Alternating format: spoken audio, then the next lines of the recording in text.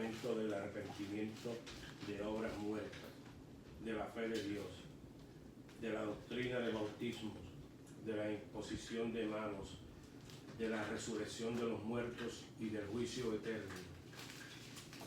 ¿Hasta ahí? Amén. Hasta ahí. Amén. Vamos a orar a ustedes en esta mañana. Oramos por la palabra. Amén. Padre, gracias en esta mañana una vez más. Gracias por tu palabra, Señor, que hemos leído. Señor, te rogamos, te suplicamos, Padre, que traigas edificación en nuestras vidas, Señor, a través de tu palabra. Que podamos entender, podamos comprender lo que nos quieres decir. Gracias en esta mañana, Señor, por la vida de cada uno de los oyentes, Señor, que van a tomar este mensaje. Que sea edificación en la vida de ellos, Señor, para seguir adelante. En tu nombre, Señor, en tu palabra. Gracias en el nombre de Cristo Jesús te damos en esta mañana. Amén. Muy bien. Dejando ya los rudimentos de la doctrina de Cristo. ¿Alguna vez usted ha leído este pasaje? Bueno, ¿no? ¿Sí? ¿No? ¿No? ¿Sí? No. Ok, bien. Hay una respuesta muy importante que usted puede decir. La respuesta más mejor que usted puede decir cuando usted no sabe algo es no lo sé. Y cuando usted dice no lo sé, olvídese, se quita usted un gran peso encima y está usted dispuesto a aprender. Esta palabra dice, dejando ya los rudimentos de la doctrina de Cristo. Si buscamos la palabra en el diccionario en día, rudimentos, nos va a dar el significado de lo que ellos creen que es la palabra. ¿Okay? Sin embargo, cuando buscamos la palabra en griego, que es cuando el texto original fue escrito, la palabra original dice arché, así, A-R-C-H-E, así, arché. Oh, todavía tengo aquí mi de la enseñanza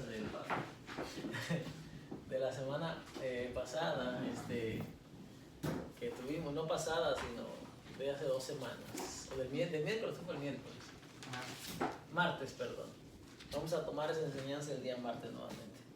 Ok, la palabra griega para claro que esto es español, ¿no? O inglés, arché. Pero realmente es el equivalente a lo que significa la palabra en griego, a lo que se escribe la palabra en griego. Y arché lo que quiere decir es comienzo, principio, origen. Esas tres cosas, esos 3 sustantivos se podría decir de esa palabra, ¿no? Arché. Entonces, el apóstol Pablo está hablando acá y está diciendo que estos principios de la doctrina de Cristo, dice él, dejando ya. O sea, cuando él dice dejando ya, quiere decir, da por sentado que eso ya se conoce, que eso ya se sabe. ¿Ok? Dice, dejemos los comienzos, el principio de la doctrina de Cristo y vamos, dice, hacia adelante a la perfección. Fíjese, hay algo que usted y yo no podemos hacer. No podemos avanzar a la perfección si no conocemos lo esencial, lo básico, lo necesario. Y es importante esto porque no se enseña en muchas iglesias. Muchas iglesias no enseñan. De hecho, muchas iglesias no enseñan la palabra de Dios. No sé qué van a hacer la gente ahí, pero no aprenden la palabra. Yo quiero que usted aprenda. Y cuando digo yo quiero es porque el interés mío es, como dijo Manuel hace un momento, de hacer discípulos. No porque quiera yo, sino porque el Señor Jesús dijo, vayan y hagan discípulos a las naciones. Vayan y hagan discípulos. Porque la manera de hacer discípulos es enséñale. En el tiempo de Jesucristo los discípulos se hacían conviviendo uno a uno, one on one, así, enseñándole. De esa manera hacían discípulos, viviendo muchas veces con el maestro, vivía con sus discípulos. Miramos a Jesús, miramos a Eliseo, miramos a Giesi, el criado de Eliseo, vivía con él. O sea, ¿cómo se hace un discípulo? A través de la enseñanza, pero también a través de modelar la vida con esa persona. Entonces, el mandamiento es vayan y hagan discípulos. Yo no puedo ir a meterme en la casa de ustedes. Yo no puedo vivir ahí, usted no puede ir a mi casa. Pero cuando nos reunimos para aprender la palabra de Dios, el deber mío es enseñarle a usted. Enseñarle, porque si no le enseño, Si no le enseño, usted no va a saber. Y cuando una persona no sabe, es un error.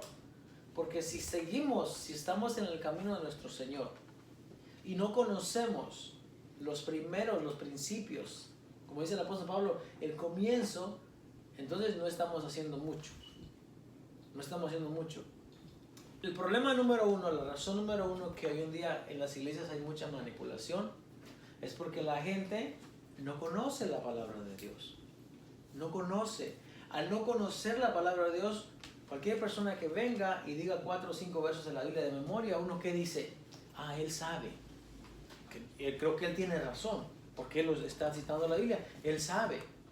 Se olvidan realmente que una persona puede aprender la Biblia, estudiarla, citarla de memoria, pero eso no quiere decir que él sepa realmente. Puede saber el texto, pero no quiere decir que sepa lo que significa. Ahora, aquí el apóstol Pablo está haciendo, yo digo el apóstol Pablo porque la carta, aunque no tiene un autor, apunta a que es el apóstol Pablo, por el lenguaje que utiliza, por la manera que se despide, por la manera en que aconseja. Por eso es que se atribuye al apóstol Pablo. Aunque Pablo en todas sus cartas, él decía Pablo, apóstol de Jesucristo, o Pablo, Silvano y Timoteo, o Pablo, siempre es su nombre. En esta carta no. Si nos vamos al capítulo 1, el capítulo 1 comienza con Dios habiendo hablado muchas veces. Ese no es un lenguaje que Pablo utilizaría, pero en otras partes, por ejemplo casi al final de la carta, el apóstol Pablo,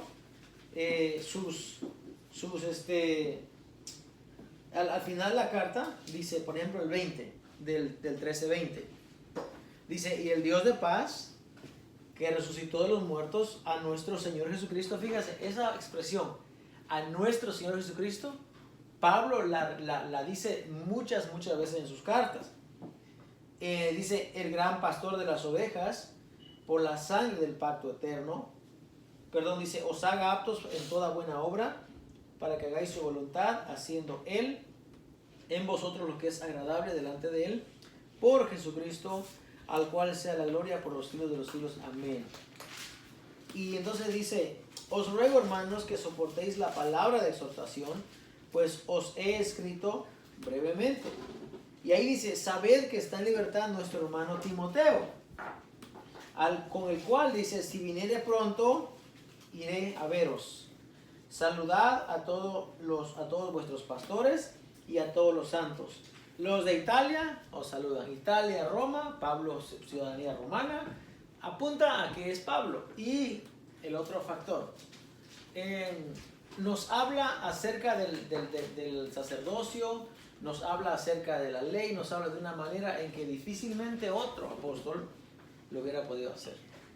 Creo que el siguiente que se podría comparar a Pablo en sabiduría, en conocimiento, sería Apolos, pero más se le atribuye a que es Pablo. Entonces, el apóstol Pablo acá, para dejar por sentado eso... Perdón, pero no sé, en la Biblia no habla de Apolo, ¿eh? Sí, ¿cómo no? ¿Sí? Yo planté, Apolo regó, pero el crecimiento lo ha dado Dios. Oh. Sí, y además Pablo es un varón, dice, procedente de Alejandría, un varón muy elocuente, muy formado en las escrituras, dice. Pablo era un gran hombre, perdón, Apolos era un gran hombre. ¿Pero Apolo andaba con Pablo?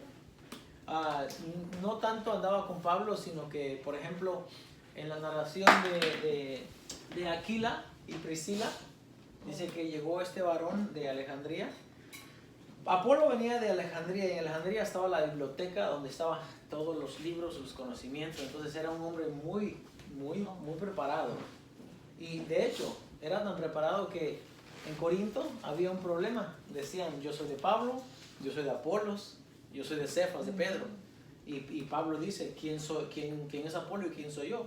Solamente somos colaboradores.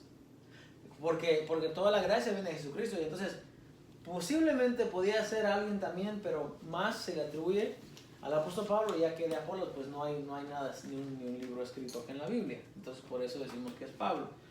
Entonces dice el apóstol Pablo, o el escritor dice, dejando ya atrás los comienzos de la doctrina de Cristo. La doctrina de Cristo es muy importante, amén. Porque Cristo dijo en Juan 7:16, dijo él, mi doctrina no es mía. Cristo no vino y dijo, yo traigo una enseñanza diferente a la que ustedes han escuchado. No, él dijo, yo traigo una enseñanza que el Padre me la dio. El Padre me dio mi enseñanza y lo que yo hablo no hablo por mi propia cuenta, dice, sino el Padre que mora en mí. Eso dijo el Señor Jesús. Ahora, el Señor Jesús dejó una doctrina, dejó una enseñanza, sí. El Señor Jesús vino a realzar lo que ellos ya conocían. ¿Se acuerdan que dijo, oíste que fue dicho, no cometerás adulterio? Pero yo les digo, no basta con que tengas que cometer el adulterio. Él dice, con que tú veas una mujer y la codicies, la desees en tu corazón, tú eres un adúltero. Oíste que fue dicho, no matarás. Pero yo digo que cualquiera que se enoja contra su hermano, dice, pues dice, ya cometió un asesinato. Entonces Cristo no viene él dijo, yo no vine a abrogar la ley, yo no lo vine a eliminar. En griego sería la palabra catalugo, que es a derribar, a echarlo por los suelos. No, él dijo, no, yo vine a cumplir. Cristo viene a cumplir la ley. Entonces, dice, la doctrina de Cristo dice, vamos a dejar ese tema ya por un lado, dice la apóstol, dando a entender que es algo que ya se conoce, que es algo que ya sabe. Y entonces dice, no vamos otra vez a echar al fundamento del arrepentimiento. Fíjense, son varias cosas lo que habla, ¿ok? Dice, el fundamento del arrepentimiento de obras muertas. Eso es uno. De la fe en Dios son dos. De la doctrina de bautismos son tres. De la imposición de manos son cuatro. De la resurrección de los muertos son 5 y del juicio eterno son 6. Hermano, ahí hay material para trabajar y para aprender y para enseñar por muchas semanas en eso. Si usted le pregunta a un creyente promedio, a una persona que va a la iglesia secular, realmente, ¿sabes a qué se refiere el apóstol Pablo cuando está hablando de esto? Le va a decir no. Le va a decir no, porque mucha gente, incluso mucha gente que enseña, que predica, no sabe qué es esto. No sabe qué es. Yo no lo sabía hasta hace poco tiempo, hasta que me puse a estudiar. No digo que conozco todo esto porque es demasiado, pero yo me quiero enfocar en una cosa esta mañana. Quizás después enseñamos lo demás, pero yo me quiero enfocar en esto porque yo ayer estaba trabajando, pero estaba escuchando. Y cuando estoy escuchando dije, eso es un buen tema para hablar porque eso es algo que no hemos hablado. Hemos hablado de mucho, pero esto no hemos hablado. Hay mucha gente, hermano, de verdad que piensa que se va a poner a orar 24 horas y Dios le va a dar un mensaje así, va como que, habla a mi pueblo así, va, diles así, así. Eso pasaba con Jeremías, con Isaías, con el profeta Ezequiel. Sí, porque la palabra de Dios no había sido revelada realmente. Ellos no tenían los escritos como lo tenemos nosotros. Hebreos 1 dice, Dios habiendo hablado de muchas maneras, dice, en otro tiempo a nuestros padres, a través de los profetas, de muchas maneras. En estos últimos días se nos ha hablado a través del Hijo. A través del Hijo. ¿Y dónde están las palabras del Hijo? En la palabra de Dios. En la enseñanza, en la revelación que dio el apóstol Pablo. Entonces el apóstol Pablo dice, vamos a dejar esto ya atrás. Entonces dice, voy a hablar en esta mañana entonces de la imposición de las manos. ¿Sabe qué es eso? ¿Sí? Tocar a una persona, ¿verdad? Y ponerle la mano, ¿verdad? Voy a hablar de eso, porque es importante. De hecho, yo quería ver que cuando Emanuel regresara allá, pues si alguien le quería poner la mano, que dijera, no me toques, que le diga, ¿verdad? No me toques. O sea, no me toques, no de esa manera. Hay mucha gente, hermanos, que hoy en día toman esto como un show. Lo toman como un relajo. Y hay tiempo para todo. Yo no digo que no haya tiempo. Hay tiempo para reírse, hay tiempo de ocio, hay tiempo de todo. Pero cuando se trata de enseñar la palabra de Dios, se debe de enseñar. Cuando se trata de orar, se debe de orar. Pero mucha gente toma esta parte, la parte de imponer la mano, y ellos piensan que están haciendo wow, como lo mejor, como algo digno de admirar, digno de tenerse en alta honra. ¿Y sabe por qué? Porque no conocen la Escritura. De veras, mucha gente que enseña, yo digo los evangelistas, porque eso se ha sacado muy de moda hoy en día. Los evangelistas están en el mismo o cerca del mismo lugar de donde están los apóstoles, de donde están los profetas y de donde están los arcángeles, ¿no? Porque hoy en día hasta arcángeles ya hay. Entonces, esas personas solamente yo pienso que se hacen unas ideas raras en su cabeza y entonces ellos creen que son algo. Y el apóstol Pablo dice, mírese, cuídese, que nadie tenga un concepto mayor, dice, que el que debe de tener, sino que piense de sí, dice, con cordura, con sensatez. Yo no puedo creerme, no me debo creer más grande que el otro. ¿Qué es lo que hace un evangelista cuando viene? Pues es el ministro, ¿verdad? Es el gran evangelista. Y hay que darle títulos, y hay que darle honores, y hay que poner la gran cartelera. Y eso le gusta a la gente. A la gente le gusta que lo llamen grande, que lo llamen principal. Se olvidan que el Señor Jesús dijo, los reyes, los hombres de esta tierra, dice, se enseñorean de la gente. Pero entre ustedes, dijo el Señor Jesús, no va a ser así. El que quiera ser grande, dice, ¿qué dice? Que sea el menor. Ahora, ¿por qué estas personas se quieren tener un nombre más grande, quieren ser evangelistas, apóstoles? ¿Saben por qué? Porque no tienen la palabra de Dios. Si tuvieran la palabra de Dios, se acordarían, pero el Señor dijo, si yo quiero ser grande, debo bajarme, debo humillarme, debo ser servidor. Dice el escritor Juan, en aquel tiempo, dice, sabiendo Jesús de dónde venía y hacia dónde iba, dice, se tomó la toalla, dice, y se ciñó su manto, dice, y empezó a lavarle los pies a sus discípulos. O sea, escuche bien, sabiendo de dónde venía y hacia dónde iba, él sabía quién es él. Jesús tiene su lugar, él sabe quién es. Dice, bueno, entonces él empieza a lavarle los pies a los discípulos.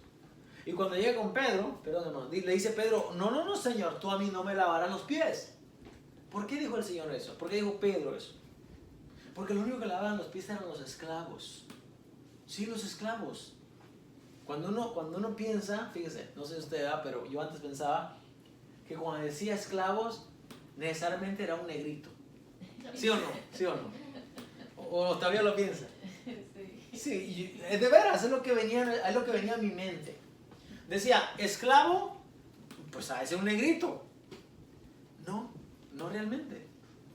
Esclavo podía ser de cualquier raza, de cualquier color de piel, bueno, no sé si color es la palabra correcta, la piel, de cuál tez, creo que tez es la palabra, ¿no? Podía ser blanquito, morenito.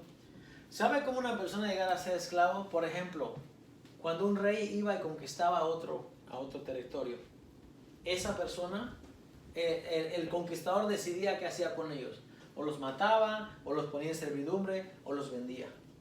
Imagínense, en un reino hay personas de cualquier tez, de cualquier color, si podemos decirlo. Entonces, no necesariamente tenía que ser negrito, ¿ok? Para que nos quitemos este estereotipo, ¿verdad? De que, pues es negrito. No. Miren, las únicas personas que lavaban los pies eran los esclavos. Cuando una persona llegaba de visita, lo primero que hacía el señor, el de la casa, ya sabía el esclavo que cuando la persona llegara, se quitaba las sandalias, se sentaba y le empezaba a lavar los pies. ¿Por qué le lavaba los pies? Porque no había mocasines, no había Skechers, no había estos Gucci's, esos zapatitos, no. Sino que tampoco es que había pavimento, los caminos eran de piedra, eran de tierra, ¿no? Y entonces cuando llegaban, claro que el polvo de los pies y todos los pies sucios, y entonces cuando se sentaban a la mesa, no eran mesas como esta, sino que eran mesas, triclinios, ¿no? Es la palabra, que eran como mesitas así, chaparritas como esas sillas, así larguitas. Entonces cuando usted se sentaba, pues tenía los pies de la otra persona así enfrente, o los tenía aquí. Entonces por eso es que la importancia del esclavo, tenía que lavarle los pies. Entonces, Jesús dice, o Pedro dice, no, a mí no me lavaron los pies, Señor, tú no, a mí no me lavas los pies. Yo te los tengo que lavar. No, no, dice Jesús. Pedro, tú no entiendes esto ahora, dice, pero un día lo vas a entender. Si no te lavo los pies, dice, no vas a tener parte conmigo en el reino, le dice Jesús. Y entonces Pedro le dice bien eufórico, ¿no? O sea, siempre bien espontáneo. Pedro le dice, no, Señor, no solo los pies, yo quiero que me laves todo. Y Jesús le dice, no, el que está limpio no necesita sino lavarse los pies. Ya ustedes están limpios, dice, por la palabra que yo les he hablado, aunque no todos, dice, porque dice el escritor, porque sabía quién le iba a entregar. Entonces, para proseguir, Jesús dice, si yo que soy su maestro y su Señor, le he lavado los pies, entonces quiere decir que ustedes deben hacer lo mismo uno con el otro. Si Jesús, que es el Señor, se humilló y se lavó y se puso la toalla y se ciñó y se agachó y le lavó los pies, dice, ustedes deben hacer lo mismo unos con otros. Ahora, ¿por qué los evangelistas, por qué los pastores, por qué los profetas, los mal llamados apóstoles, toda esa gente, por qué a ellos hay que darle gloria y hay que ponerlos en alto? ¿Por qué? ¿Por qué? O sea, usted no pregunta, la gente acaso no pregunta, hermano, usted que me está escuchando de cualquier lado del mundo, no pregunta, pero ese no es el mensaje de Cristo. Porque hay que ponerlos en alta gloria. Sí, la Biblia dice, tengan en alta estima a los hermanos que sirven, sí. Pero no quiere decir que mírenlos como que están encima de ustedes. No, a los ancianos que gobiernan, dice el apóstol Pablo, hay que tenerlos dignos de doble honor. Sí, hay que tenerles doble honor, pero no dice que sean superiores a los hermanos. Entonces, las personas hoy en día vienen, y estoy hablando esto de los evangelistas porque mayormente son las personas que vienen a poner manos a los hermanos. Eso sucede. Viene el tal persona de tal lugar y que ore por mí y que me ponga la mano. Como si al ponerme la mano me fuera a impartir algo que yo no tengo o que yo no conozco. Entonces eso es lo que yo quiero hablar esta mañana. Para que cuando lleguemos al otro punto ya usted sepa de qué se trata este primer verso. Dejemos atrás del apóstol Pablo los principios, algo que ya se debe de conocer. Entonces, la imposición de manos tiene varias funciones de acuerdo a lo que la Biblia dice. Hay un contraste entre el Antiguo Testamento o el Viejo Testamento y el Nuevo Testamento. Fíjese, no es lo mismo imponer manos antes de Jesucristo a imponer manos después de Jesucristo. ¿Okay? Vamos a empezar por ahí. Hay una línea que divide, ¿okay? lo antes y lo después, ¿ok? Antes de Cristo, sí, antes de Cristo no estaba la gente poniendo manos. Los sacerdotes, los levitas, la gente que oficiaba en el templo no andaba poniendo las manos a las personas, ¿ok? A los únicos que se le ponían las manos eran a los animales, para empezar por ahí, ¿ok? Hay un contraste, o sea, por eso es que es importante entender la escritura. Hermano, no pretenda realmente que si usted tiene el Nuevo Testamento, usted lo tiene todo hecho, no. Hay gente que enseña mal, dice, hay que ir, dice, al Viejo Testamento con los ojos del Nuevo Testamento. Y eso es un error, porque es como ir de atrás para adelante. No, hay que ir de adelante, ¿sí, no? O sea, o de lo más antiguo para el frente, ¿no? Ellos quieren ir al revés. No se puede. No se puede porque si queremos tomar el Nuevo Testamento sin tener el contexto que es el Viejo Testamento, no vamos a entender. Esto, por ejemplo, de poner manos. Yo pregunto, ¿de dónde sacaron eso? ¿Cuál es su base? Porque, mire, si yo soy un evangelista, voy a poner un ejemplo, ¿no? Voy a poner como ejemplo. Si yo soy un evangelista y yo voy a un lugar a predicar, me están invitando a un lugar a predicar, el pueblo es convertido, el pueblo tiene el Espíritu Santo de Dios, o no lo es, porque si no lo es, entonces no sería como dice una gran campaña evangelística, ¿no? De avivamiento. Se supone que el pueblo ya es convertido. Ahora, si no está convertido, yo como evangelista no debo de orar por la persona que no está convertida, porque ¿por qué voy a orar por él? El Salmos dice, Dios dice, está airado con el impío todos los días. O sea, Dios nuestro Padre dice, yo estoy airado con el que hace mal, con el injusto, con el pecador. Entonces, pero yo soy evangelista de Dios. Entonces, ¿cómo yo voy a orar por alguien que no es convertido? No tiene lógica. Ahora, si los que me han invitado son convertidos, hermano, yo no le puedo dar algo que ellos ya tienen. Yo no. Porque no hay una franquicia en el cielo que digan, le vamos a dar este don a esta persona y solo él va a poder poner las manos y van a recibir. No es así. Así es como lo hacen ver, pero no es así. Pasen porque voy a orar por ustedes. Está bien, podemos pasar para que oren por nosotros. Pero para orar no me tienen que poner las manos encima de mí. Porque ¿para qué me pondría las manos de una persona? ¿Para qué es la pregunta? ¿O quiere que cuando me ponga la mano yo como que reciba un shock así eléctrico, una descarga eléctrica, y me ponga a brincar y a decir cosas para ser parte del show? Entonces no, eso no es el Espíritu de Dios. Entonces, yendo al principio, las manos se le ponían encima de los animales. Y para eso, ¿ok? Para eso quiero ir con ustedes al libro de Levíticos. Levítico 4. Levítico 4:32.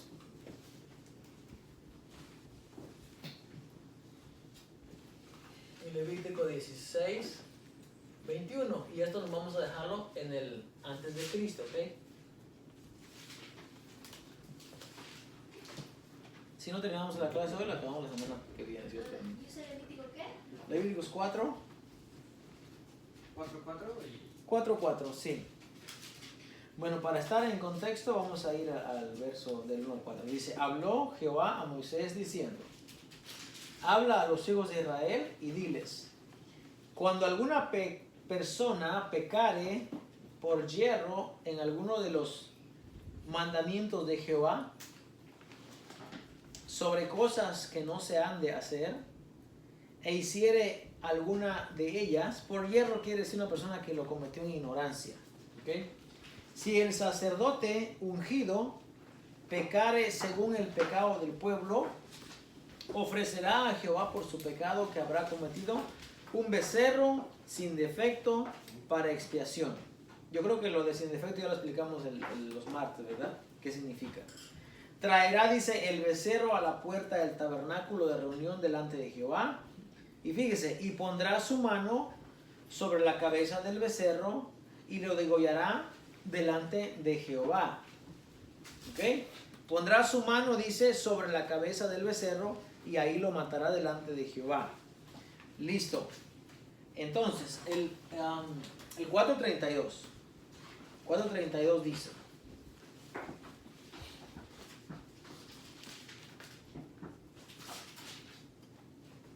Ok. Sí. 32. Y si por su ofrenda por el pecado trajere cordero, hembra sin defecto traerá. Y pondrá su mano sobre la cabeza de la ofrenda de expiación y la degollará por expiación en el lugar donde se degüella el holocausto. Esta persona, el sacerdote, dice que va a tomar el animal, va a poner su mano.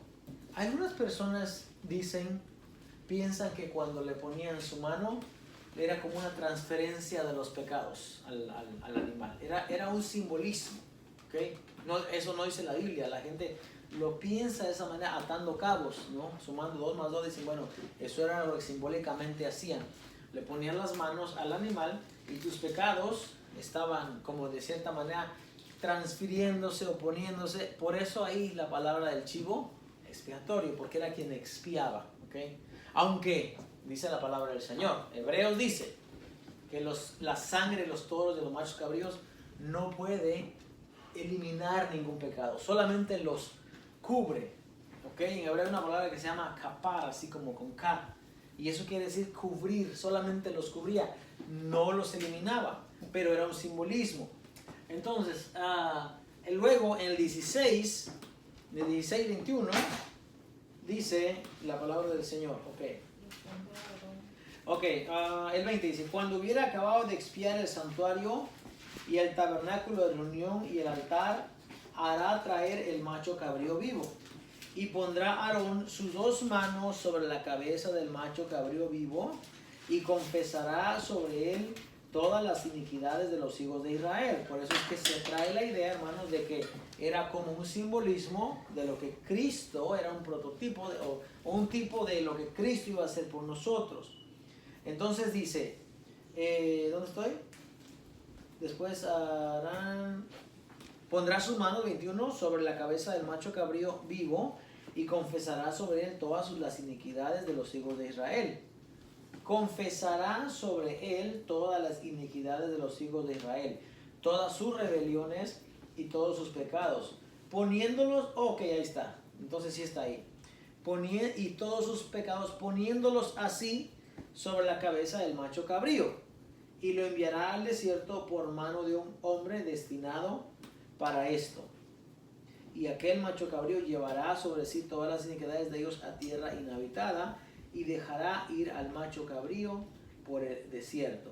Muy bien, entonces, esta transferencia o esta imposición de las manos se ponía como un simbolismo de que Cristo Jesús vendría después y llevaría nuestros pecados.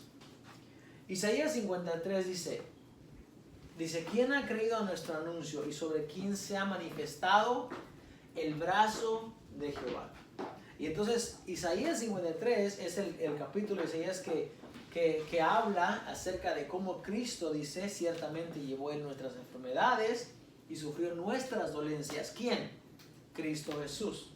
Y nosotros, dice, le tuvimos por herido, por azotado de Dios y por, y por abatido. En esta pasaje estábamos viendo, el macho cabrío era sobre quien se transferían o quien se ponían los pecados simbólicamente, y luego él iba y dice que lo dejaban ir al desierto. Había uno de los 2 corderos, de 2 cabros, perdón, había uno que se degollaba, se hacía para expiación y uno se dejaba ir. Ahora, esta transferencia fíjese, de transferir como los pecados, eso es algo antes de Cristo Jesús. ¿Okay? Eso es antes de que lo que nosotros conocemos como la iglesia, de que fuese formada. ¿Okay? Entonces, esto es imposición de manos en el Antiguo Testamento, para tener ese dato que es muy importante.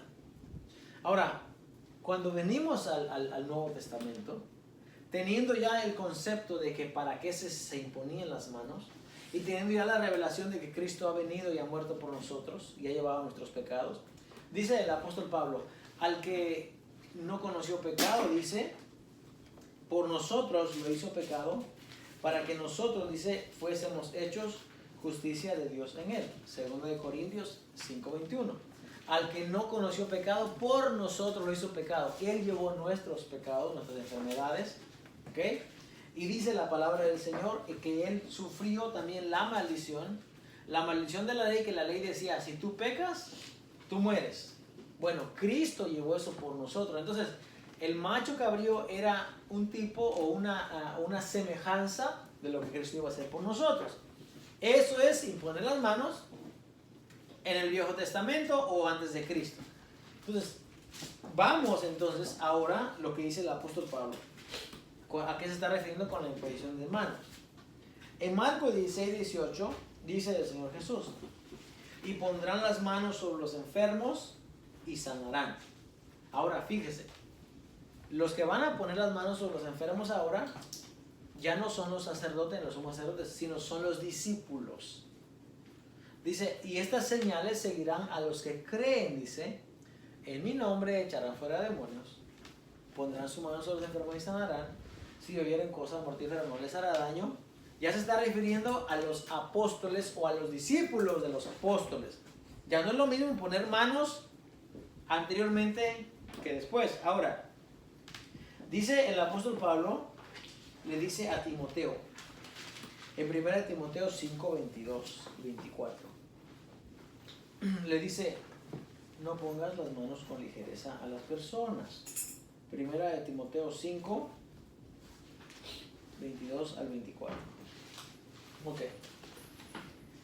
Del 21 dice, te encarezco delante de Dios y del Señor Jesucristo y de sus ángeles escogidos, que guardes estas cosas sin prejuicio, no haciendo nada con parcialidad. No impongas con ligereza las manos a ninguno, ni participes en pecados ajenos, consérvate puro. Imponer manos en el Nuevo Testamento significan dos cosas, hermano. Dos cosas que es necesario entenderla. La primera, imponer manos para sanidad. Eso es una de ellas. Imponer manos para sanidad. Y sobre los enfermos pondrán las manos y sanarán. Es una. La segunda, imponer manos para darles un trabajo o una encomienda. ¿Ok? Esa sería la otra. La tercera que se ocupa es imponer manos para que ellos recibieran al Espíritu Santo. Escuche bien. Y eso es donde mucha gente se agarra hoy en día. Te impongo la mano y dicen recibe el Espíritu. Pero el Espíritu ya está dentro de mí. ¿Cómo me puede dar algo que yo ya tengo? ¿Verdad? ¿Cómo yo le puedo dar algo a usted que usted ya tiene? Porque si es, dice la palabra del Señor, si ustedes han creído en Jesucristo, han confesado a Jesús como su Salvador, dice, ustedes son templo del Espíritu Santo. Entonces, ¿su templo está vacío o tiene el Espíritu Santo? Bueno, tiene el Espíritu Santo, ¿por qué me lo va a dar una persona que viene de otro lugar? Es incongruente, no hace sentido. Yo ya tengo el Espíritu Santo. ¿Por qué tiene alguien que orar por mí para que yo reciba algo que yo ya tengo? ¿Verdad que no da la suma? 2 más 2 no da. Entonces, mucha gente dice, es que me va a impartir algo. Hermano, es que al pueblo de Dios, eso se llama manipulación. Porque entonces, pasa para que oren por ti, para que te den algo, pero ¿qué me va a dar? Si algo yo ya lo tengo. Nosotros, dice el apóstol Pablo, en Efesios 1, dice que nosotros fuimos sellados con el poder del Espíritu Santo el día que creímos. Tenemos el sello. Y el sello es el Espíritu Santo, lo tenemos. Conoce el Señor todo lo que tiene el sello del Espíritu Santo, dice la palabra del Señor. Entonces, yo ya tengo el Espíritu Santo, entonces nadie me puede dar algo que yo ya tengo. Pero como no está el conocimiento de la palabra de Dios, ahí es donde erramos y entonces nos manipulan y nos quieren decir cosas que la palabra de Dios no respalda. Entonces, le dice el apóstol Pablo, no imponga las manos con ligereza. O sea, ten cuidado a quién le vas a poner las manos, porque poner las manos significa o entregarles el Espíritu Santo, o darles una encomienda para que hagan un trabajo en el Señor, o para que reciba la sanidad. Y eso lo dice la palabra del Señor. Ahora, hablando de la sanidad, no solamente se daba la sanidad imponiendo las manos. Porque, por ejemplo, en Hechos 3, capítulo 3, verso 8, cuando dice Pedro y Juan subían al templo a orar a la hora novena, entonces dice, y era traído ahí todos los días un cojo de nacimiento. Y cuando vio a Pedro y a Juan, dice, los quedó mirando porque esperaba recibir de ellos algo. Esperaba recibir una limosna, una moneda, o lo que ellos trajeran para darle. Y entonces Pedro mirándolo le dice, mira, yo no tengo, primero le dijo, míranos. Y luego le dice, mira, yo no tengo plata ni oro. No tengo, por eso digo que estaba esperando a recibir una moneda de ellos. No tengo plata ni oro, pero lo que tengo yo te doy. Y entonces le dice, en el nombre de Jesucristo de Nazaret, levántate. Y entonces le extiende la mano. La sanidad no llega cuando Pedro le extiende la mano, sino cuando le da la palabra, le dice, en el nombre de Jesús, levántate y camina. Entonces la sanidad era dada también cuando por una palabra que el apóstol Pedro en este caso dijera, y entonces iba a ser sanado. En Hechos 5:15 también dice que cuando habían muchos enfermos, dice que cuando sacaban a los enfermos en las calles y en las plazas, para que cuando el apóstol Pedro pasara, dice, cuando la sombra de Pedro caía sobre ellos, dice que muchos enfermos eran sanados, muchos endemoniados eran liberados, con la sombra del apóstol Pedro. Y en Hechos 19:11, dice que traían los delantales o la ropa de los enfermos al apóstol Pablo. Vamos a leer eso, Hechos 19, para no 19, ya. Hechos 19, 11. Sí, ok, dice así.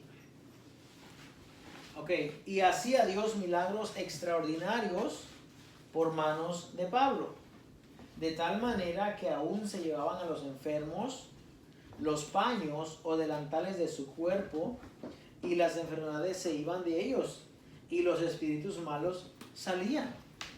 Ahí está. Entonces, la sanidad no se limita a poner las manos, porque estas personas podían orar por los paños y dice que las personas eran sanadas, eran liberadas, porque era el poder de Dios que estaba operando, que estaba orando en ellos. Ahora, ¿por qué cuando nosotros oramos por una persona, esa persona no se sana?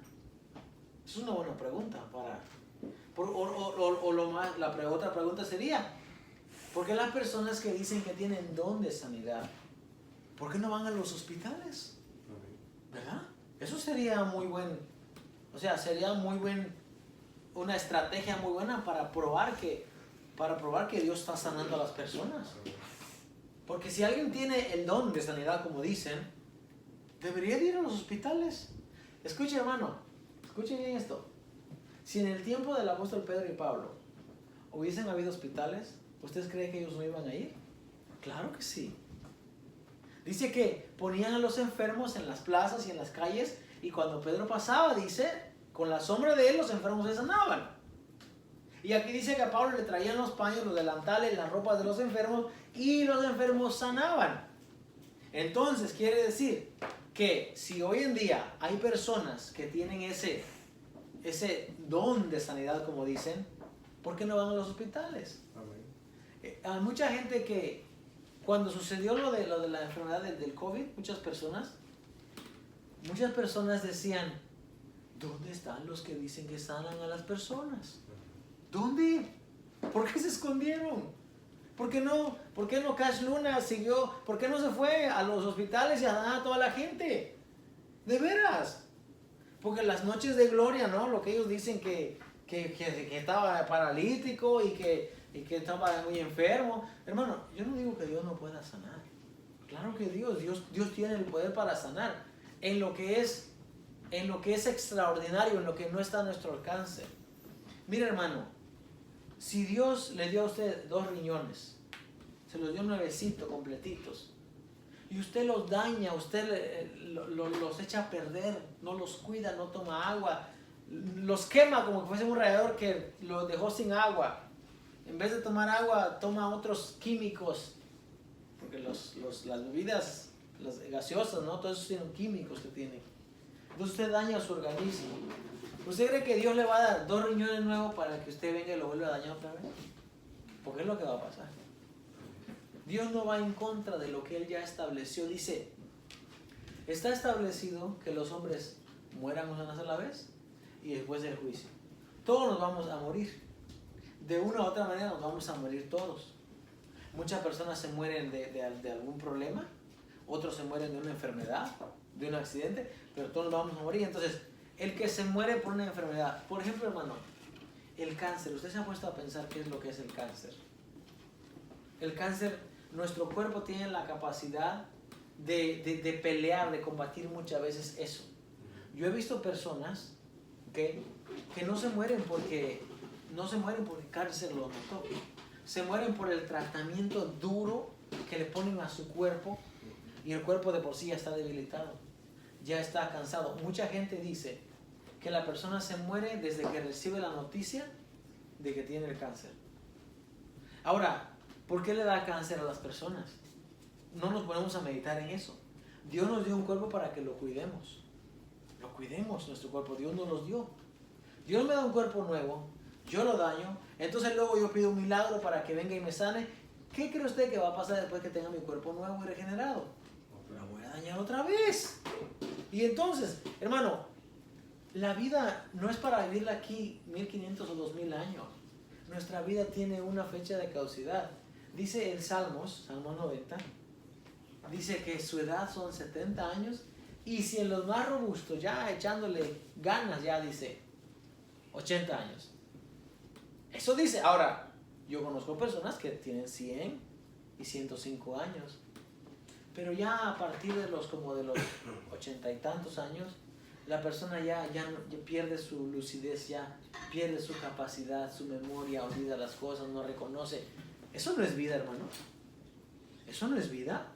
Ahora, yo sé que eso es por la gracia de que la persona está viviendo, como decimos, tiempo extra, porque extra no por lo que yo digo, sino porque dice la Biblia. Pero ya no es una vida que disfrute la persona, ya está sufriendo, ya tiene muchas dolencias, mucho cansancio.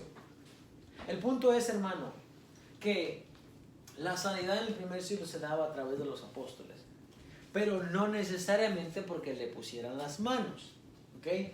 Para que no se vaya con esa idea o no escuche esta idea de que ore por mí para que yo reciba la sanidad. Eso funciona algunas veces, pero no siempre. ¿Por qué no funciona siempre? Porque muchas veces cuando la persona viene y ora dice, no te sanaste porque no tienes fe. Pero se supone que el que tiene el don de sanidad es la persona que viene, no el que está ahí. Estas personas que eran sanadas a través de Pablo, a través de Pedro, no eran cuestionables si tenían fe o no. Ellos ya creían que Dios los podía sanar y muchas señales, dice, eran hechas por los apóstoles y mucha gente creía. Ahora, hay un comienzo de la iglesia. Las señales son son al principio del evangelio para que la gente crea en ese poder. Sí, eran hechas muchas señales por los apóstoles. Hermano, quizás hoy en día no hay sanidades también porque no hay apóstoles. ¿Será por eso? ¿Será por eso que no hay sanidades?